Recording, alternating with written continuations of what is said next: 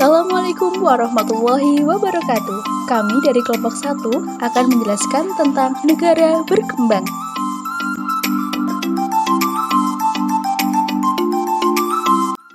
Pengelompokan negara-negara di dunia biasanya berdasarkan tingkat kesejahteraannya dengan menggunakan indikator pendapatan real per kapita.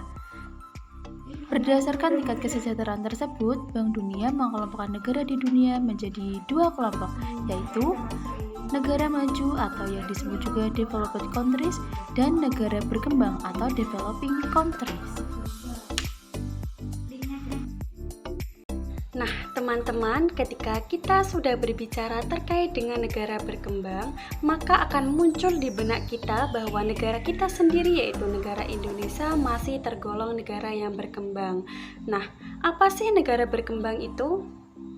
Negara berkembang merupakan sebuah negara yang sedang membangun negaranya menuju negara yang lebih modern.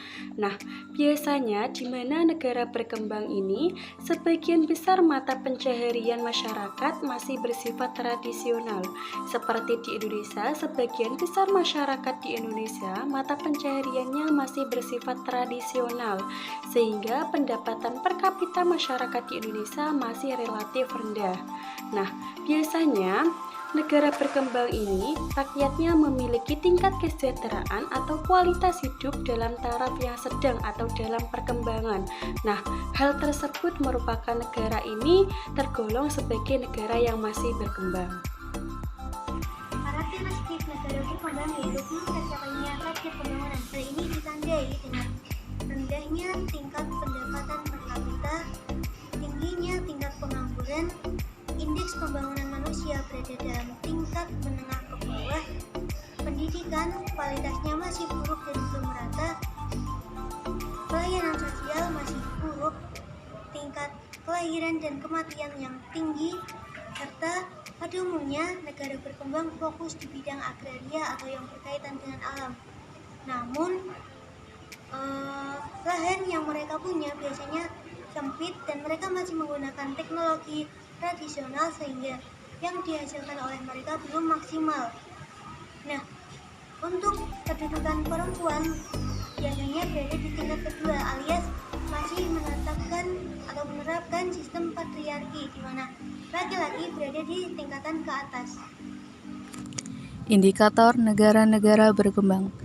Untuk menentukan suatu negara masuk ke dalam kategori negara berkembang, maka perlu adanya pemahaman terkait indikator dari negara berkembang tersebut.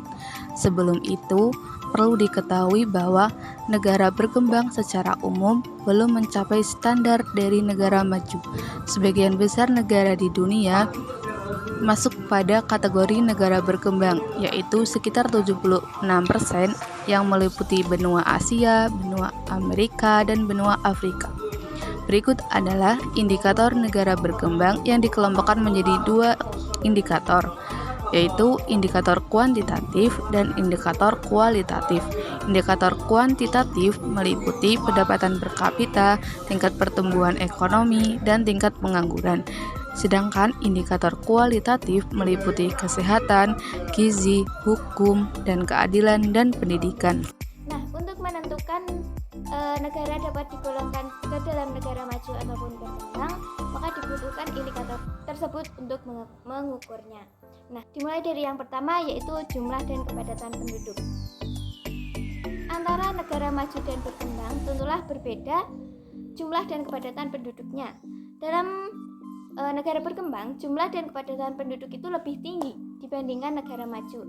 Hal tersebut terjadi karena yang pertama yaitu minimnya pengetahuan mengenai pernikahan dini dan juga kurangnya sosialisasi tentang program keluarga berencana. Hal tersebut menjadikan dalam negara berkembang ini jumlah dan kepadatan penduduknya itu lebih tinggi daripada negara maju. Kemudian untuk contoh negara berkembang, salah satunya yaitu Indonesia. Nah, di Indonesia sendiri jumlah dan kepadatan penduduk mencapai 272,68 juta jiwa. Kemudian contoh lain negara berkembang yaitu pada negara Filipina. Nah, Di negara Filipina itu pada tahun 2021 jumlah dan kepadatan penduduk mencapai angka 113.880.328 jiwa. Itu termasuk ke dalam lebih tinggi daripada negara maju. Poin kedua yaitu tingkat pertumbuhan penduduk. Tingkat pertumbuhan penduduk negara berkembang juga lebih tinggi daripada negara maju dikarenakan ledakan kelahiran di negara berkembang cukup tinggi.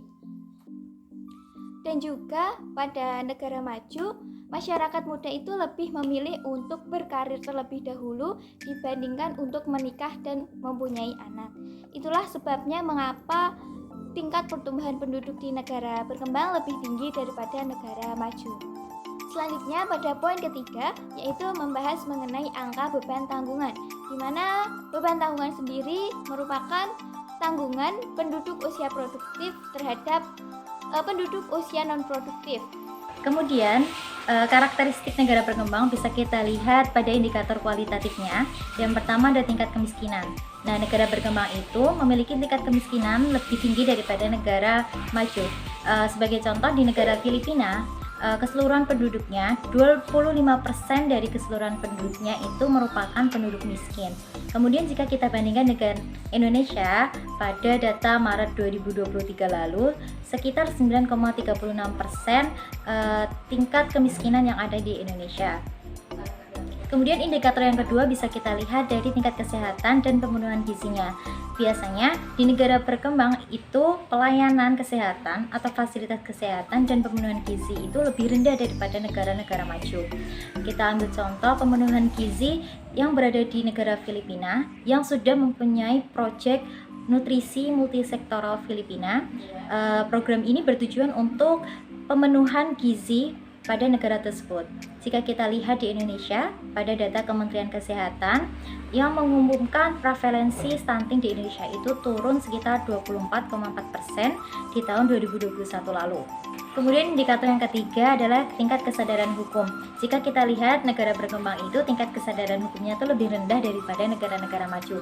Contohnya Filipina mempunyai tingkat kesadaran hukum sekitar 4,32%, yaitu turun pada tahun lalu sekitar 17,08%. Kemudian pada data Kapolri menunjukkan bahwa ada 137.419 kasus kejahatan yang ada di Indonesia. Sekian materi dari kelompok 1. Terima kasih, semoga bermanfaat. Wassalamualaikum warahmatullahi wabarakatuh.